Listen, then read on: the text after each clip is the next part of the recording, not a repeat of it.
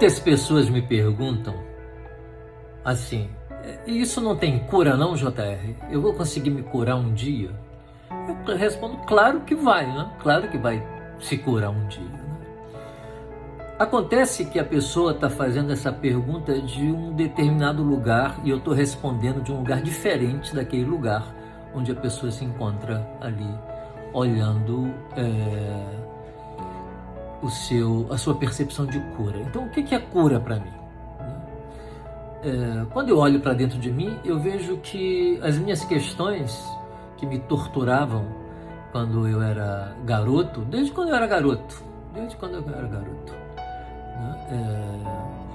a memória que eu tenho de mim consciente mais antiga, talvez beire aí uma memória dos 2 anos e outra de 5 anos. É uma lembrança muito edificante de 2 anos e a outra é devastadora. E a vida inteira, estou com 65 anos. Isso vai aí, então, 63 anos no passado. E a vida inteira, essas duas questões tiveram grande importância na minha vida. E até hoje eu me debruço sobre elas. Ela foi uma verdadeira fonte de enriquecimento para mim. Doeu muito, machucou muito e me alegrou muito, porque são duas lembranças, uma muito prazerosa e outra muito dolorosa. Como é a vida, né? Como é a vida, a gente ri e chora na vida, né? Então, como é a vida? Então, o processo de cura para mim, então vou pensar na lembrança dolorosa, né? Consistiu em ter compreendido, né, alargado a minha consciência no sentido de compreender, né, aquela experiência dolorosa que havia me alcançado. Então, meditei sobre isso, né, a vida inteira, estudei sobre isso a vida inteira, ouvi histórias parecidas com essa a vida inteira e até hoje eu me debruço sobre essa questão, né? E a dor continua aí dentro de você? Não. Ela é a memória de uma dor, mas ela não dói, ela não me entristece, ela não me fere, não me magoa, ela não me paralisa, né? E você daria tudo para extirpar essa dor? Não, eu daria tudo para continuar com ela, porque ela configura o que eu sou. O que eu sou, né, reflete muito, né, daquilo que me alcançou quando eu não tinha nenhuma proteção, não tinha nenhuma estrutura de defesa para me proteger. Então, me feriu, me traumatizou, porque são as experiências negativas que nos estruturam, ou nos desestruturam de vez, né? Mas são elas que colocam o aparelho mental para funcionar. Freud diz isso, é a frustração que põe o aparelho mental para funcionar. O bebê nasce, né? Não é o princípio do prazer, ele estava lá no princípio do prazer, você não precisa pensar nada, porque tudo ele recebia, era o paraíso, né? Depois que nasce, começa a ter que respirar já dá um certo trabalho, né? Sente fome, né? E aí não tem como dizer que está com fome, tem um recurso linguístico que é gritar, chorar, e a mãe tem que saber interpretar, e se ela não interpretar muito bem, vai sofrer bastante, então tem que botar o aparelho mental para poder dar conta, né, de uma dor, né, que precisa ser pensada para poder ser compreendida, né? Então é assim que a gente começa a funcionar. Não é com o peitinho na boca, não. O peitinho na boca a gente esquece o mundo, né? Por exemplo, né, você está aí com alguém que você ama, você transa com a pessoa, né? Uma delícia, né? Aí termina, né? Aí fica ali pro lado, né? E pega na mão, né? Que delícia, meu Deus do céu, né? A vida podia ser assim, né? São memórias que a gente vai recordando, né? De uma experiência que já aconteceu com a gente, quando a gente estava em plena felicidade, né, no interior da barriga de nossa mãe, né? Ou até antes disso, né? No nirvana indiferenciado, né, de onde nós viemos. Isso é uma metapsicologia, claro. A experiência do amor tem esse poder de nos projetar para esse lugar mítico que continua a existir dentro de nós, uma nostalgia desse amor. Por isso que a gente precisa amar, porque quando a gente ama, né, nesse lugar aí a gente retorna, né, a esse paraíso que foi perdido, porque a realidade nos alcançou. Então tá deitado, maravilhoso e tudo, aí de repente você lembra que tá devendo, né, a light, porra.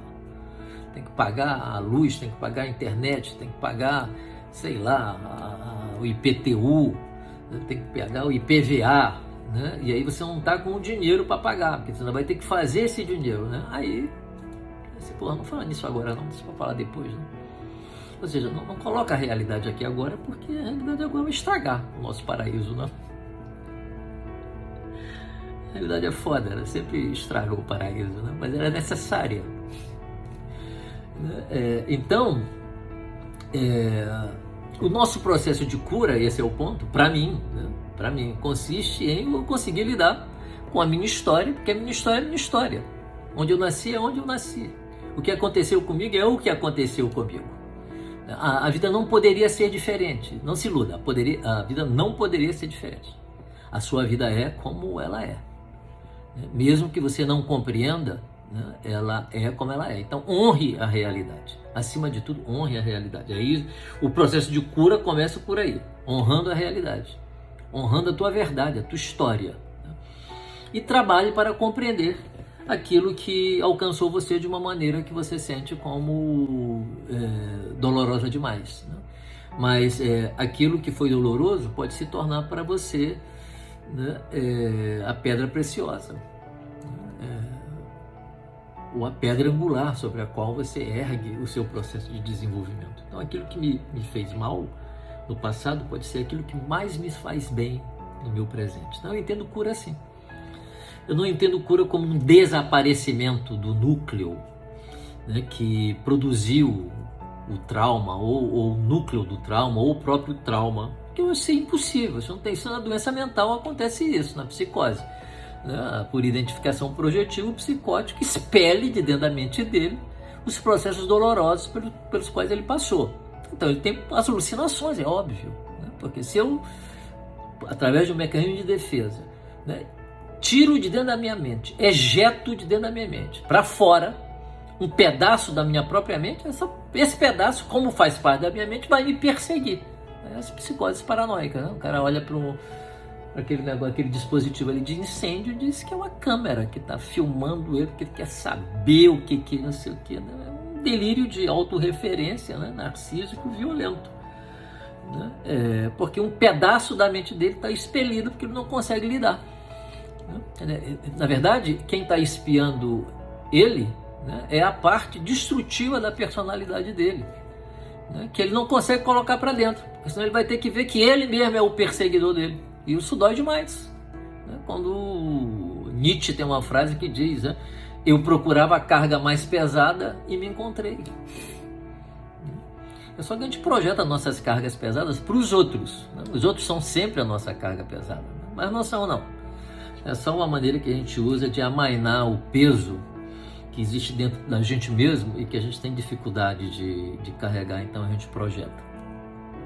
Então, para mim, cura significa usar da melhor maneira possível aquelas experiências dolorosas, inevitáveis, que ocorreram na nossa vida, em toda a vida humana. Tem histórias desse tipo. E extrair dessas experiências, né, uma compreensão que me leve, né, a um estado de consciência capaz de inferir sentido à dor. E quando eu passo a inferir sentido à dor passa a não doer mais. Continua tendo a natureza dela de dor, mas não dói mais. É uma dor conhecida, é um milagre. É um milagre, é um milagre. A consciência é um milagre. Em alemão se fala Bewusstsein. A consciência é um milagre. A consciência é o milagre. E nós somos esse milagre da consciência, porque somos nós que pensamos o mundo. O mundo está aí, na sua natureza. Ele segue o seu curso. Nós nunca vimos a Terra num conflito existencial, nem a Lua. nenhuma estrela, né? Mas nós todo o tempo estamos imersos no conflito existencial para entender a nossa vida, né? Porque a gente nasceu, porque a gente morre, né? Porque a gente olha aquele mar maravilhoso e se encanta. Então, o que é tudo isso, né? Somos nós os grandes interlocutores do universo. Somos nós que falamos do universo. O universo fica consciente através de nós, através de mim, de você, né? Nós somos verdadeiramente muito grandes. Muito grandes. Nós somos. Nós temos que ter que ter humildade, para não deixar o ego decolar achando que nós somos deuses, né? E a nossa propensão a isso é muito grande. O mito de Narciso, e antes de Narciso, o mito de Lúcifer também, né? De querer se achar criador, quando na verdade nós somos criaturas, mas criaturas que podem contemplar o Criador e falar dele. Orgulhosos, né? Orgulhosos no bom sentido, né? Então, para mim, cura é isso, é ampliação da consciência. Então, tome muito cuidado com as coisas que você não gosta de você, tá bom? Tome muito cuidado com o que você não gosta em você, porque você pode estar jogando fora o melhor de você, sem saber que está jogando fora. Freud dizia, a pedra desprezada pelos pedreiros é essa pedra que se tornou a pedra angular da minha obra. Quer dizer, aquilo que ninguém queria. Dava um centavo por aquilo ali. Freud olhou e disse, meu Deus do céu, isso aqui é ouro. Isso aqui é o ouro que eu quero. Esse é o ouro que eu quero. É aquele que você passa na banca, né?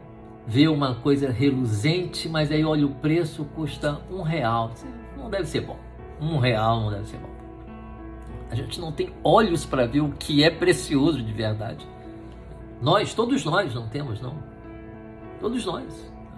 A gente olha pelo valor que é dado ao objeto. Aí vai numa loja, sei lá, uma joalharia caríssima, aí tem lá uma turbalina, né? Tem lá uma pedra que não é preciosa, com o preço de pedra preciosa, a gente compra, acreditando que é uma pedra preciosa. Foi enganado. Enganado pelos olhos, pelos nossos olhos se enganam. Esse é o tipo pelo qual a gente precisa olhar com o nosso coração. Com o nosso coração. Nosso coração tem que olhar as coisas. O que é essencial para você? O que é essencial para você?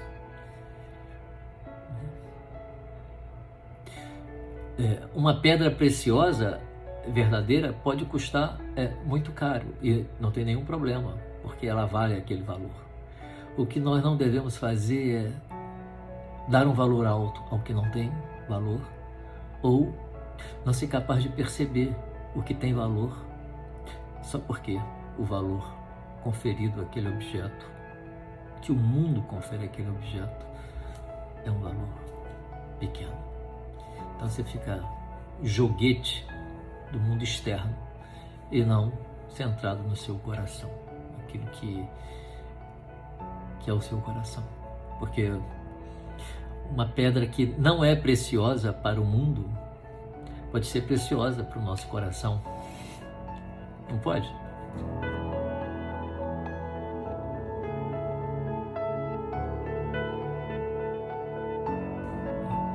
O que faz uma pedra ser preciosa é o seu coração. Não é se ela tem aquela angulação, aquela outra angulação, aquela formação química aqui, outra. É o quanto você botou de coração ali, naquela pedra preciosa.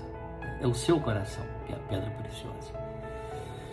E esse coração, ele pode ser empurrado, assim como na loucura, né? Aspectos psicóticos são empurrados para dentro de um objeto e eles se tornam objetos perseguidores, né? Persegue o próprio autor. Assim também, quando a gente empurra para dentro dos objetos as partes boas do nosso self, as partes preciosas do nosso self, os objetos ficam carregados dessa riqueza. E para mim é isso que é cura.